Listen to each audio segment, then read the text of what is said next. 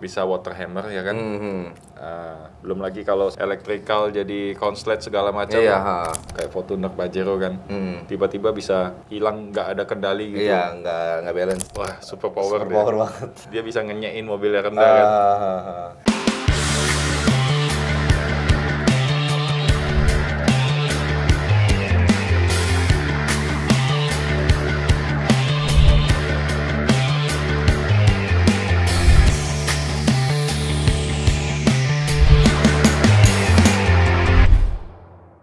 Balik lagi di YouTube Domo Transmisi, tapi bukan di Obsesi. Nah, Ko Freddy, sekarang kita udah mulai masuk di penghujung akhir tahun, Ko Freddy. Musim Penghujan. Gue inget banget waktu kita lagi pemilu itu di hari H pemilu itu Kelapa Gading tuh banjir total kok. Inget ya? Banjir total kok waktu pemilu, masa nggak inget? Abis nyoblos terus kita mau mancing, cuman kita nggak jadi pergi karena kan banjir total nih Kelapa Gading. Nah, tema kali ini adalah akhir tahun nggak perlu khawatir banjir. Mobil high ground versus low ground.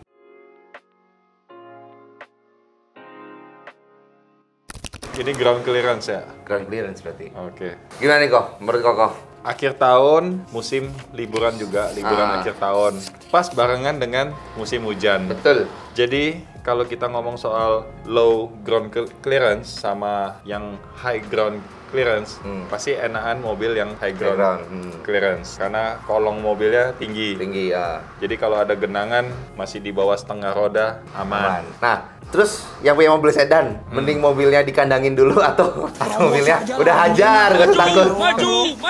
Kalau untuk mobil sedan, paling bagus sih kalau ada genangan air, jangan dilewatin lah. Kita pernah ada contoh kasus Alphard Harrier K114, K115, kena banjir, maticnya rusak. Iya. Maticnya mahal, ya kan? Jadi itu resiko mobil-mobil rendah. Karena apa? Resiko air masuk mah tetap pasti ada. Pasti. Belum lagi komponen elektrikal. Itulah gak enaknya mobil yang kolongnya rendah atau ceper ya. Air itu namanya sifat air pasti kemana-mana. Iya. Ada celah kecil aja dia bisa masuk, Betul. ya kan? Sedangkan kalau di transmisi kan nggak boleh banget tuh. Ada air di dalam karena bisa karat satu. Iya. Selain karat, efeknya nanti bunyi. Selain itu, kampas kalau kena air bisa lepas. Iya. Copot-copot sebagian. Jadi nanti awal-awal mulai masalah matic gara-gara kena air kan konyol. Belum lagi ini kita ngomong transmisi ya. Iya. Belum lagi komponen lain. Iya, betul. Kalau sampai kena ke engine bisa water hammer ya kan. Belum lagi kalau elektrikal jadi konslet segala macam. Iya. Sakit pala loh. Terus kita mau bahas soal mobil EV sama hybrid juga. Kalau untuk lewatin genangan air Itu aman atau enggak? Nah, itu. Kalau mobil konvensional semakin tinggi semakin bagus. Cuman nggak enaknya kalau mobil tinggi waktu kita lari kenceng Limbung. karena di bawah kolong itu banyak angin yang lewat, udara yang lewat. Karena banyak kasus juga mungkin pernah lihat di Instagram atau di TikTok kan mobil kayak Fortuner Pajero kan, tiba-tiba bisa hilang nggak ada kendali gitu. Iya, nggak balance.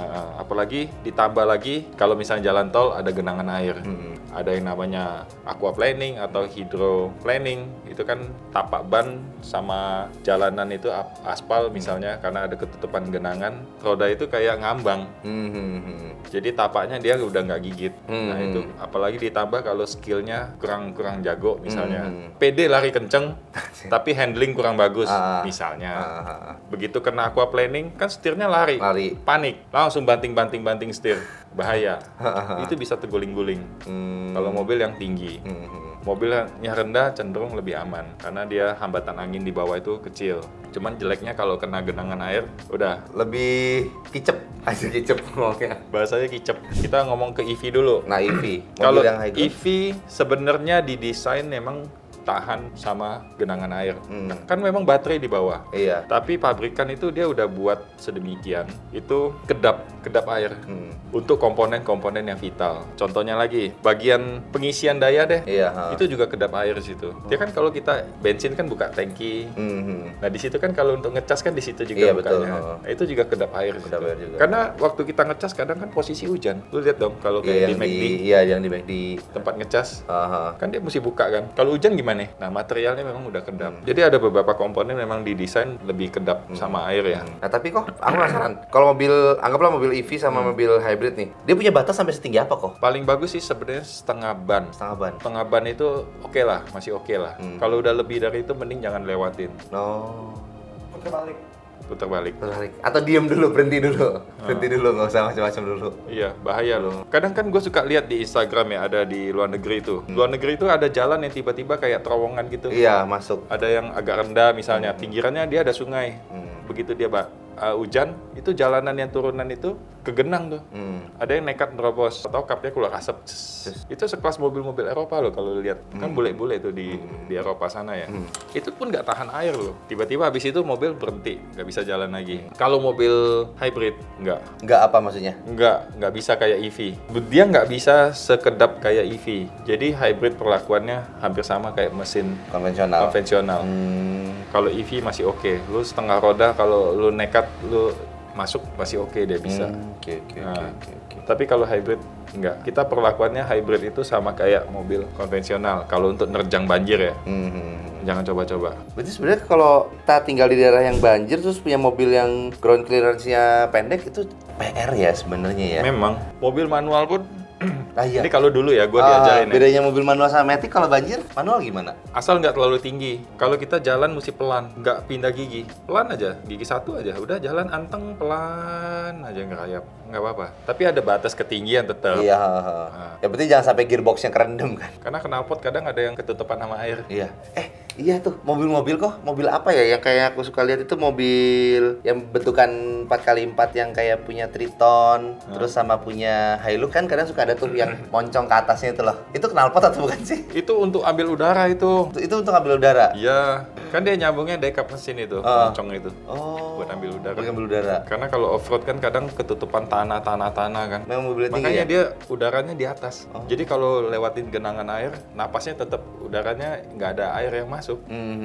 Sekarang kalau misalnya box filter udaranya Di bawah rendah, Oh iya, di tempat kap mesin gitu ya. air bisa masuk. Nanti dia masuk kurang bakar itu. Itu kalau becek banjir gitu pakai jet enak banget dong kok. Enak sih.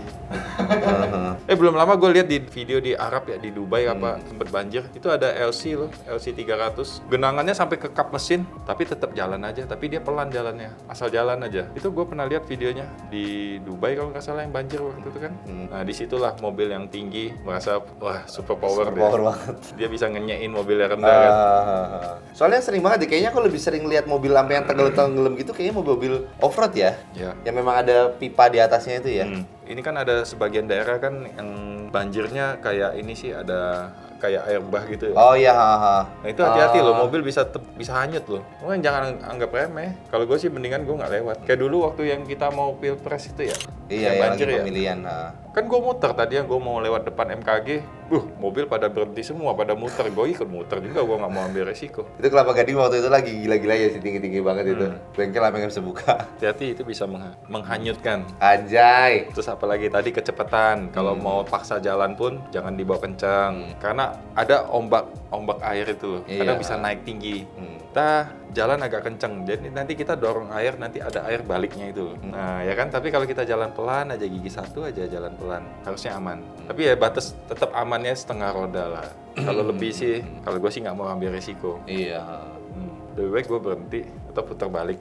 Paling itu sih. Kalau untuk hybrid ya perlakuannya sama dengan mobil konvensional. Kalau EV oke lah, boleh bertahan sedikit lah karena didesain lebih kedap. Iya. Nah itu. Cuman ya untuk umumnya setengah roda tuh batas maksimum. Lebih dari setengah roda mending nggak usah. Nah itu untuk global ya, jadi mau mobil EV, konvensional, mau hybrid. Iya. Kalau udah lewatin setengah roda mending cari jalan lain deh.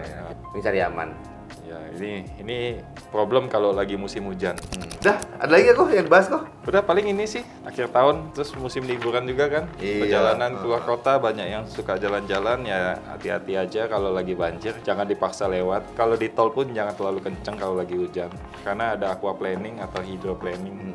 Cukup lah ya untuk video kali ini guys. Nah jadi buat teman-teman yang punya masalah mobil matic, langsung aja datang ke Domo Transmisi Pusat di Kelapa Gading. Atau teman-teman juga yang tinggal di daerah sekitar Bintaro bisa langsung datang ke Domo Transmisi yang ada di Bintaro. Dan Bandung, hati-hati nih. Domo Transmisi udah ada di Bandung ya kok ya. Tapi tepatnya ada di Padalarang guys. Nah hati-hati tuh, ketukar tuh sama Domo Transmisi yang di Padalarang sama yang di Kota Bandung. Kalau yang di Kota Bandung itu khusus AC ya kok ya.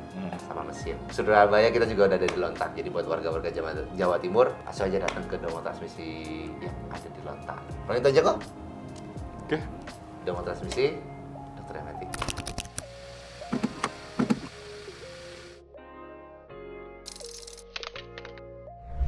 Domo Transmisi, dokternya Metik.